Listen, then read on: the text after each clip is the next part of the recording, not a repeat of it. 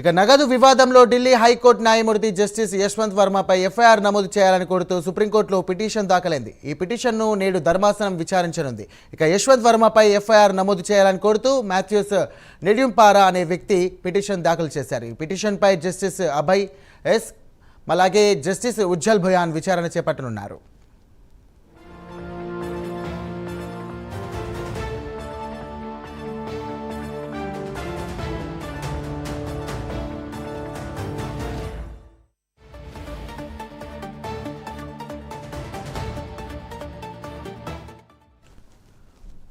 Breaking చూస్తున్నాం. నగదు వివాదంలో ఢిల్లీ హైకోర్టు న్యాయమూర్తి జస్టిస్ యశ్వంత్ వర్మపై ఎఫ్ఐఆర్ నమోదు చేయాలని కోరుతూ సుప్రీంకోర్టులో పిటిషన్ దాఖలైంది.